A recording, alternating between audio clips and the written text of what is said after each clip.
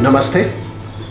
इस वीडियो में हम लोग बात करेंगे placement of ninth Lord in eighth house के बारे में। देखिए, जब भी नाइन्थ लॉर्ड एट्थ में प्लेस्ड होता है तो जनरली इसको इतना प्रेज नहीं किया गया और इसके बारे में ज़्यादा अच्छा भी नहीं बोला गया। अगर हम बृहत्पराशर होरा शास्त्र की बात करेंगे इस कॉम्बिनेशन के बारे में, तो देखिए बृहत्पराशर होरा शास्त्र बोलती है कि अगर नवमेश अष्टम में हो तो ऐसे लोग भाग्यहीन होते हैं और बड़े भाई के सुख से भी हीन होते हैं। तो बृहत्पराशर होरा शास्त्र ने इसके बारे में जस्ट ये 2 लाइंस दी हुई हैं और वो कह रहे हैं कि डेफिनेटली ये लोग भाग्यहीन हैं। तो आइए इसको हम इस मीनिंग को कन्वेंशन से बाहर निकल के थोड़ा सा डिफरेंट वे में इंटरप्रेट करने की कोशिश करते हैं कि जब भी नाइन्थ लॉर्ड एट्थ में प्लेस्ड होगा तो किस प्रकार के रिजल्ट मिलेंगे। तो देखिए, जो नाइन्थ लॉर्ड है वो जब एट्थ में होगा तो एक प्रकार से ये 2-12 रिलेशनशिप है, बिकॉज एट्थ हाउस जो है 9 से 12th हाउस है। तो that means it is the house of loss for the ninth house or the things which are represented by ninth house।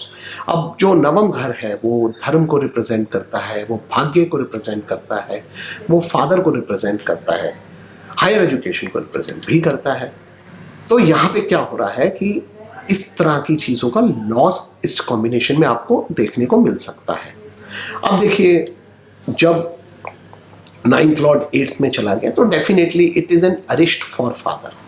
ये बात आप मान के चलिए, बिकॉज फादर के लिए इतना अच्छा नहीं है। तो हमें इस चीज़ को बहुत ध्यान से देखना पड़ेगा कि जब नाइन्थ लॉर्ड एट्थ में प्लेस्ड है तो फादर के लिए किस प्रकार ये चार्ट है, यानी कि वहाँ पे एट्थ हाउस में ये नाइन्थ लॉर्ड किस प्रकार से प्लेस्ड है, वहाँ पे मैलेफिक से अफ्लिक्शन तो नहीं है इसको, और सन किस तरह से प्लेस्ड है चार्ट में, और सन से नाइन्थ हाउस। अगर वहाँ पे प्लेसमेंट्स ठीक मिल जाए तो फिर फादर के लिए इतना अरिष्ट नहीं होगा, ठीक रहेगा। बट डेफिनेटली एक बात ज़रूर है कि हो सकता है इनकी फादर से ना बने और तालमेल आपस में ना बैठे। दूसरी बात, एक और बात कही गई है कि भाग्यहीन होते हैं, बिकॉज ये इसलिए बोला पराशर ने क्योंकि हाउस ऑफ लॉस में चला गया 12th हाउस के अंदर, वहाँ से भाग्य से वो, तो इसलिए उन्होंने बोल दिया कि भाग्यहीन होता है। तो देखिए, मैं ये नहीं कहूँगा भाग्यहीन होता है, मैं ये इसको इस प्रकार से देखूंगा कि ऐसे लोग जो हैं they are not born with a silver spoon, but because it is going to the 12th from itself. और यहाँ पे अगर मूवमेंट के कॉम्बिनेशन हो, दशा ऐसी आ रही हो कि ये लोग अपनी बर्थ प्लेस से कहीं और जा पाएँ, तो डेफिनेटली वो मूवमेंट इस चार्ट में दिखती है और इनको कहीं विदेश में जाके अपनी बर्थ प्लेस से दूर जाके अपने भाग्य को बनाना पड़ता है। But again, you have to see the PSC how it is placed in the 8th house। धर्म की बात करें, जैसे मैंने बोला था कि 9th हाउस जो है धर्म को भी रिप्रेजेंट करता है और यहाँ पे वो 8th में चला गया तो लॉस ऑफ धर्मा भी होगा। बट दैट डजंट मीन कि मतलब ये बहुत ख़राब हो गए या बिल्कुल ही नहीं किसी चीज़ को मानेंगे। बट यस, ये होता है कि ये जो नेचुरल आप समझिए, जो जिस प्रकार की फैमिली ट्रेडिशन में पैदा होते हैं, उन ट्रेडिशनल वैल्यू से थोड़ा सा लाइफ में डेविएट हो जाते हैं। इनके कंसेप्ट्स जो हैं वो जो regular norms of the society जो एस्टैब्लिश्ड हैं, जिस प्रकार की ये कल्चर में, ट्रेडिशन में, फैमिली में रहते हैं, हो सकता है उनको नहीं माने, उनको क्वेश्चन करें और थोड़ा अपने हिसाब से चलें। तो ये चीज़ भी देखने को मिलती है जब नाइन्थ लॉर्ड एट्थ में प्लेस्ड होता है। तो आपको जब 9th 8th में प्लेस्ड होगा इस प्रकार के रिजल्ट्स देखने को मिलेंगे।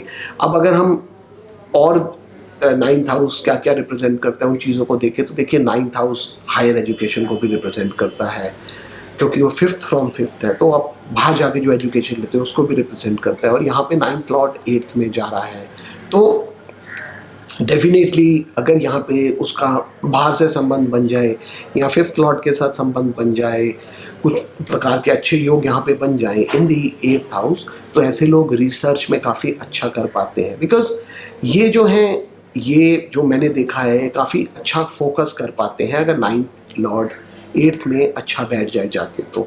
और रिसर्च के लिए आपको फोकस चाहिए, कंसंट्रेशन चाहिए, तो वो चीज़ यहाँ पे आपको देखने को मिलेगी जब 9th लॉर्ड 8th में प्लेस्ड होगा। दूसरी बात, एट्थ हाउस जो है वो ऑकल्ट को रिप्रेजेंट करता है, जो मेन स्ट्रीम धर्म है उससे डेविएशन है, और जो तंत्र हो गया, मंत्र हो गया, इन चीज़ों को भी हम एट्थ हाउस से देखते हैं, ऑकल्ट को हम देखते हैं, टैरो को देखते हैं, इस प्रकार की चीज़ों को। तो अगर इस नाइन्थ लॉर्ड का एट्थ में इस तरह के ग्रहों के साथ संबंध बन जाए, जुपिटर का एस्पेक्ट हो, केतु के साथ लिंक बन जाए किसी प्रकार से, राहु के साथ लिंक बन जाए, और फिफ्थ के साथ इसका संबंध बन रहा हो, तो ऐसे लोग जो हैं वो ऑकल्ट प्रैक्टिसेस में जाना पसंद करते हैं, और सीक्रेट प्रैक्टिसेस, सीक्रेट सोसाइटीज़ जिनके बारे में आपने दुनिया में सुना होगा, वो आपको सीक्रेट सोसाइटीज़ में इस प्रकार के लोग मिल जाएंगे जो जिनका नाइन्थ लॉर्ड एट्थ में है, क्योंकि वो मेन स्ट्रीम से हटकर कुछ और फॉलो करना चाहते हैं।